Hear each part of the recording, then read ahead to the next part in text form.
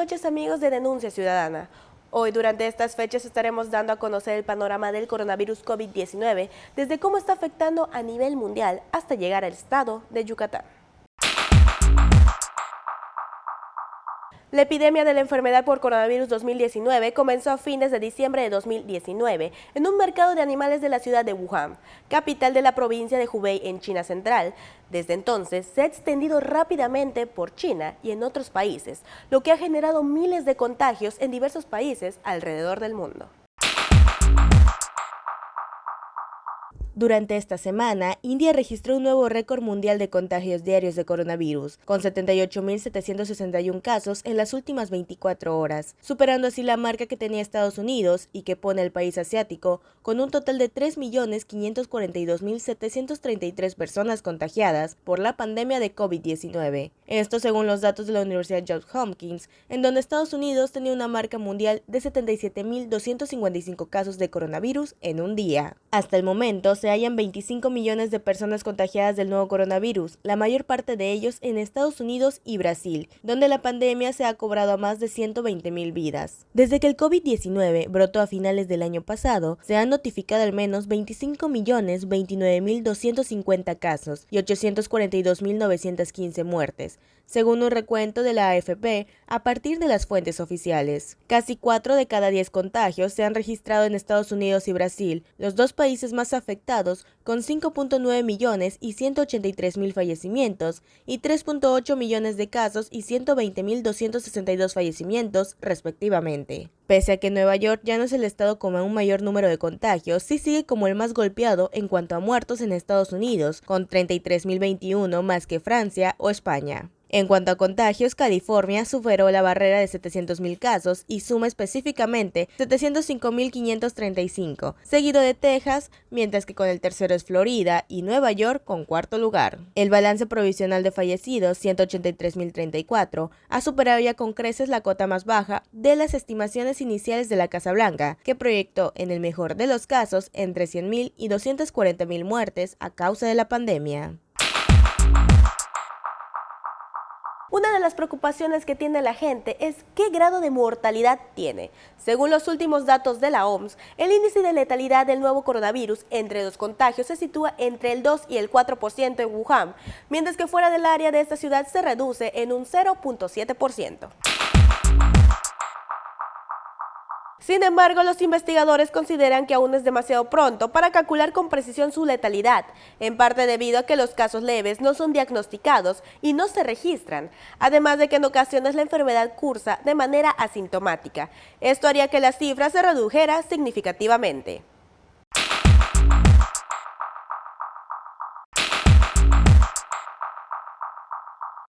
Otra de las dudas frecuentes es cómo se propaga. El virus se propaga principalmente de persona a persona, sobre todo mediante gotículas respiratorias, que se producen cuando una persona infectada tose o estornuda. Estas gotitas pueden llegar a la boca o la nariz de las personas que se encuentran cerca y posiblemente entrar a los pulmones al respirar. Las gotas con el virus también se pueden depositar en diferentes superficies y objetos, que al tocarlos se pueden incorporar a las manos, lo que es potencialmente infeccioso si la persona luego con esa misma mano se toca la boca, la nariz y posiblemente los ojos. La Organización Mundial de la Salud indica que el riesgo de contraer la COVID-19 de alguien que no presiente ningún síntoma es muy bajo, aunque advierte de que muchas personas que contraen la enfermedad solo presentan síntomas totalmente leves.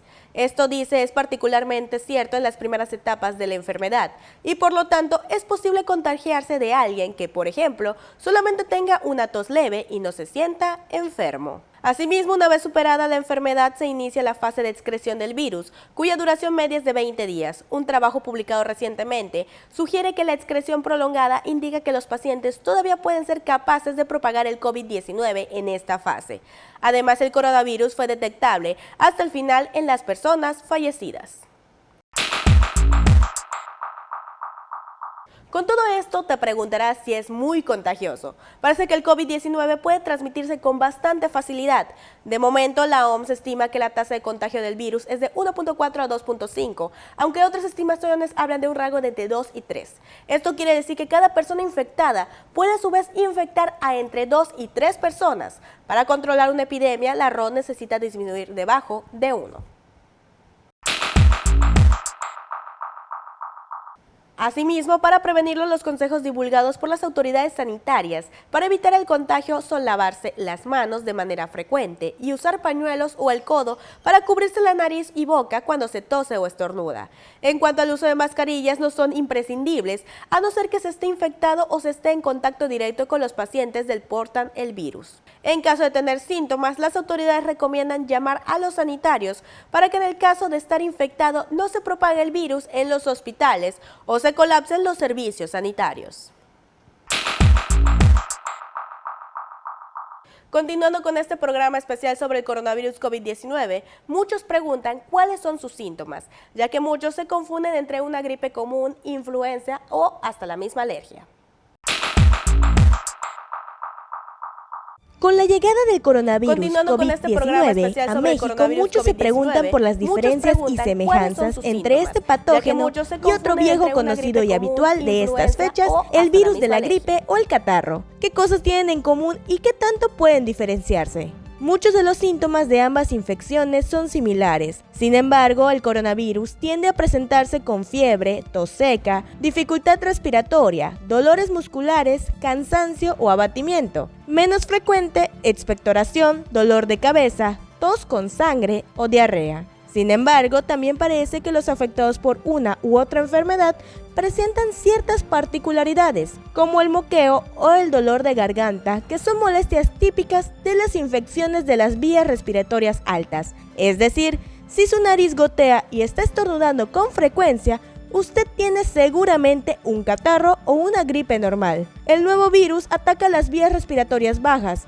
por lo que los infectados desarrollan tos seca, dificultad respiratoria o neumonía, pero no dolor de garganta. En el caso de su transmisión, ambas enfermedades se transmiten también por vía respiratoria. Sin embargo, sí parece que el coronavirus tiene una mayor capacidad de transmisión que la gripe común. Se estima que se da un contagio de unos 3 individuos por cada persona infectada, mientras que en el caso de la gripe, esta transmisión llega a 1 o 2 personas. Eso es lo primero que tenemos que hacer, distinguir las sutilezas que hay entre un cuadro habitual y este cuadro, un cuadro mucho más grave, más complicado, con más tos, con más fiebre, etc. En segundo lugar, hacer una buena historia clínica donde se puedan detectar los factores de riesgo. O sea, yo ya tengo una persona con un cuadro respiratorio, entonces empiezo a investigar si tiene los riesgos, por ejemplo, de haber viajado o haber estado en contacto con casos sospechosos o con casos confirmados. Lo siguiente para estar preparados es contar con el abasto de medicamentos suficientes, que en este caso, como te dije, va encaminado a ciertos antivirales, aunque no sean específicos, como el Tamiflu, la Mantadina, etcétera, y los medicamentos que se llaman sintomáticos, o sea, para manejar la calentura, las flemas, la tos, etcétera. Y bueno, evidentemente, la Secretaría de Salud se prepara también llevando un seguimiento de lo que a nivel federal la Secretaría de Salud Nacional le va mandando, ¿no? Por ejemplo, hay fases en la parte de epidemiología, existen fases. Entonces dice fase 1 epidemiológica, fase 2, fase 3, y entonces ahí le va a decir, cierras el viaje, evitas que la gente vaya a lugares públicos, distribución de cubrebocas. Bueno, eso si se diera un caso, la Secretaría va siguiendo esos lineamientos que además son globales, o sea, se manejan por la Organización Mundial de la Salud en todos los países y desde luego a nivel federal y los estados lo van cumpliendo de acuerdo a la situación. Tanto en el caso de la gripe como en el del coronavirus COVID-19, las personas con más riesgo de morir y sufrir complicaciones por culpa de la infección son los ancianos y personas con un cuadro de patologías previas o inmunodepresión. Por ello se externa tomar las debidas precauciones. Los síntomas descritos para la neumonía de Wuhan provocada por el nuevo coronavirus son fiebre, dolor de cabeza y fatiga, acompañados de tos seca y sequedad, y en muchos casos de disnea, que es la dificultad para respirar. Estos síntomas se comparten con muchas patologías, por lo que para no saturar los servicios de salud y evitar nuevos contagios, el gobierno federal recomienda llamar al número 800-0044-800 y pide no salir de casa hasta estar totalmente seguro que no es un riesgo. En México, el COVID-19 tuvo su primer caso por parte de un hombre de 35 años procedente de Italia, el 28 de febrero de 2020. A partir de ese día, se han ido en aumento. México reportó hasta su último corte 4.129 casos conocidos de COVID-19, elevando la cifra a un total de 595.841 contagios, informaron las autoridades de salud.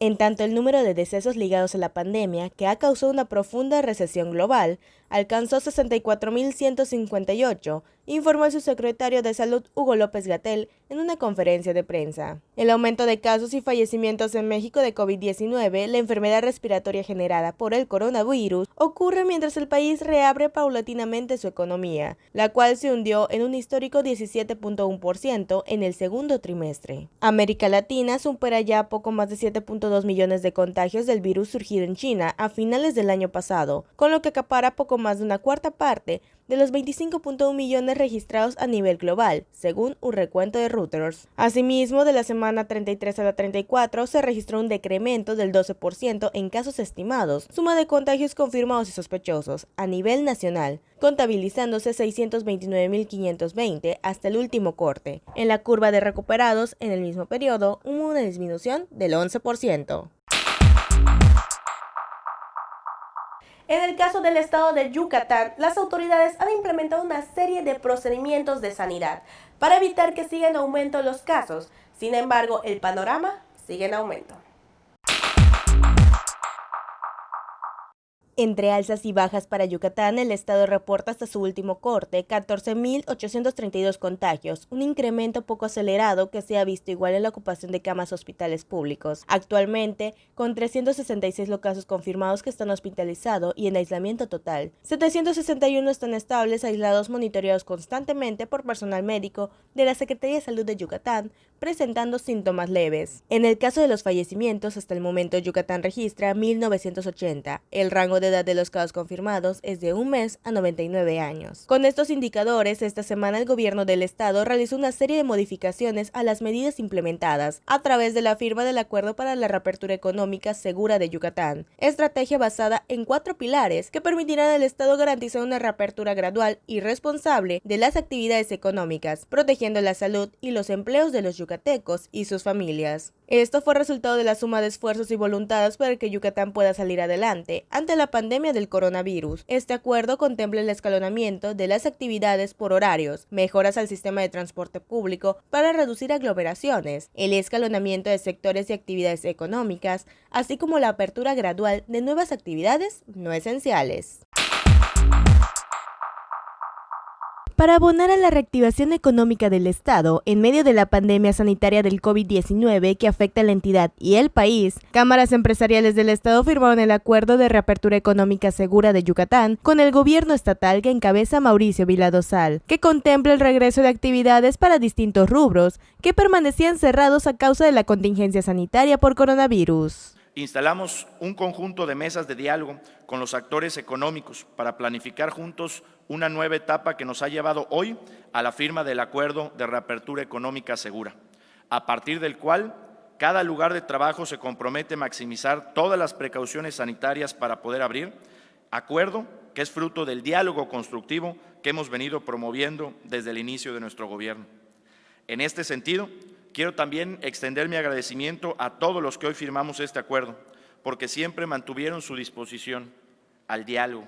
El escalonamiento será aplicado de la siguiente manera: operación de los comercios de martes a sábado a partir del 1 de septiembre de 2020, Operación de la industria manufacturera no esencial de lunes a viernes a partir del 1 de septiembre. Operación del sector de la construcción de lunes a viernes a partir del 1 de septiembre. Operación de los servicios profesionistas y gobiernos que no brinden atención al público de lunes a jueves de manera presencial, dando prioridad al trabajo en casa de lunes a viernes a partir del 1 de septiembre. Operación de la industria restaurantera de miércoles a domingo a partir del 16 de septiembre de 2020. En servicio de comedor, manteniendo la operación a domicilio o ventanilla los 7 días de la semana. Inicio de operación de la industria alcoholera con fines exclusivos de abastecimiento y suministro de los locales a partir del día 28 de agosto. Se permitirá la venta de alcohol en su modalidad a domicilio y en restaurantes con venta de alimentos a partir del 1 de septiembre, con un horario restringido a las 22 horas de lunes a jueves y a las 18 horas los días viernes, sábados y domingos. La apertura de centros comerciales y cines de lunes a viernes con un horario de 11 a 20 horas a partir del 1 de septiembre. Apertura de gimnasios, centros deportivos y espacios al aire libre para el desarrollo de deportes que no sean de contacto ni de conjunto